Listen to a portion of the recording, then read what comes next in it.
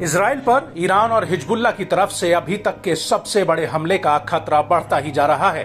दरअसल अमेरिकी अखबार द न्यूयॉर्क टाइम्स ने अपनी रिपोर्ट में खुलासा किया था कि ईरान इजराइल पर 15 अगस्त 2024 तक जवाबी हमला कर सकता है।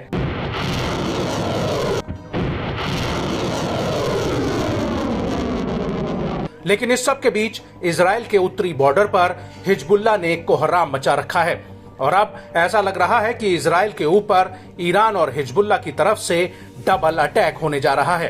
दरअसल इजरायली सेना को इस बात की पुख्ता जानकारी मिल चुकी है कि हिजबुल्लाह की राडवान फोर्स उत्तरी इजराइल पर जमीनी हमला करने की तैयारी कर रही है।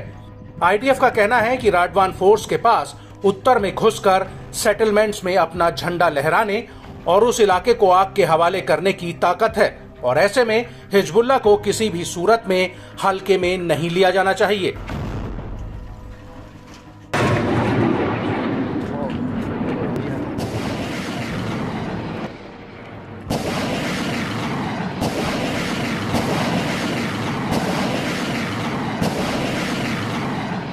लेकिन इजराइल पर कोई बड़ा हमला करने से पहले हिजबुल्लाह हर सेकंड में उत्तरी इजराइल को अपने हमलों से दहला रहा है और अब इसी कड़ी में हिजबुल्लाह ने हर एक मिनट में उत्तरी इजराइल पर 6 बड़े हमले किए हैं, जिससे इजराइल दहला हुआ है।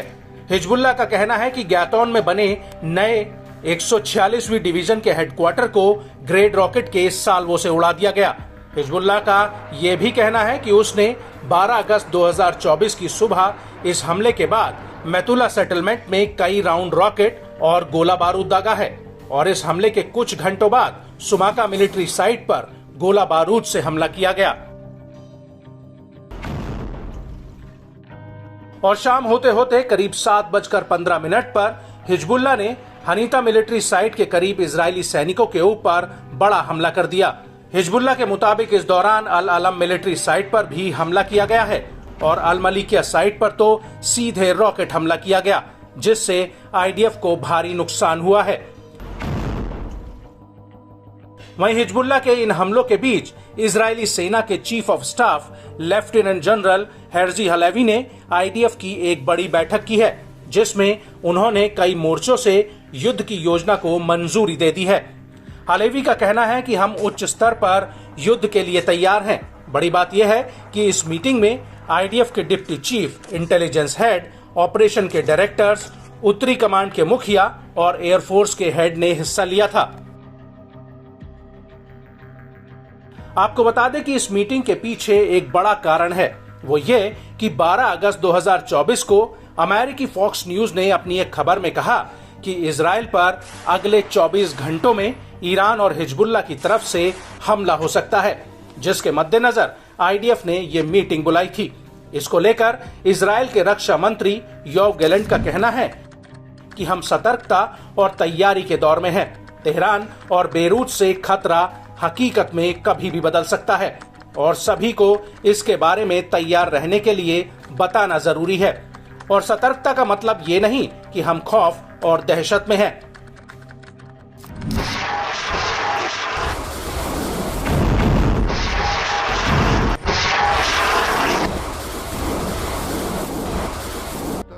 वहीं इस सब के बीच ईरान के ऊपर इंटरनेशनल प्रेशर बढ़ता ही जा रहा है। ब्रिटेन, फ्रांस और जर्मनी ने संयुक्त रूप से एक बयान जारी करके ईरान को चेतावनी दी है कि वो इजराइल पर हमला न करे, जिससे पूरा इलाका एक बड़े युद्ध की चपेट में आ सकता है। तीनों देशों ने अपने बयान में कहा कि हम गंभीरता से इस क्षेत्र में बढ़े हुए तनाव को लेकर चिंतित हैं और तनाव कम करने और इलाके में स्थिरता को लेकर अपनी प्रतिबद्धता पर एकजुट हैं। इस परिप्रेक्ष्य में और विशेषकर हम ईरान और उसके सहयोगियों से कहते हैं कि वो हमला करने से बचें, जिससे इलाके में और ज्यादा तनाव न भड़के और गाजा में युद्ध विराम के मौके और इजरायली बंधकों की रिहाई की बातचीत लड़खड़ा न जाए।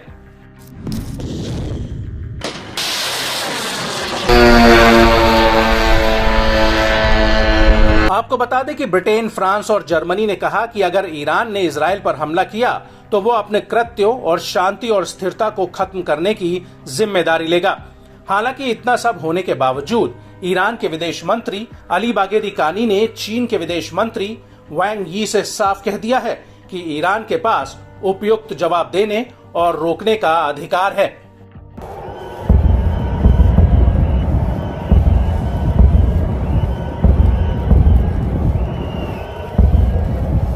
आपको बता दें कि ईरान से बढ़ते खतरों को देखते हुए इजराइल काफी चौकन्ना हो चुका है और ईरानी अटैक को लेकर अमेरिकी अधिकारियों ने भी कहा है कि ईरान की तरफ से इस हफ्ते हमला हो सकता है।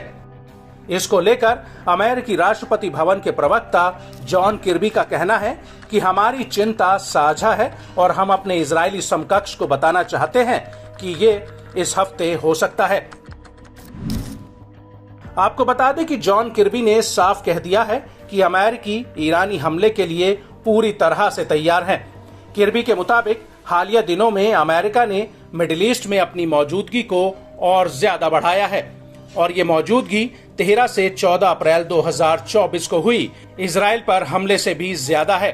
अमेरिका का कहना है कि हम इजराइल के ऊपर दोबारा अप्रैल जैसा हमला देखना नहीं चाहते हैं, लेकिन अगर ये होता है तो अमेरिका इजराइल की रक्षा करेगा।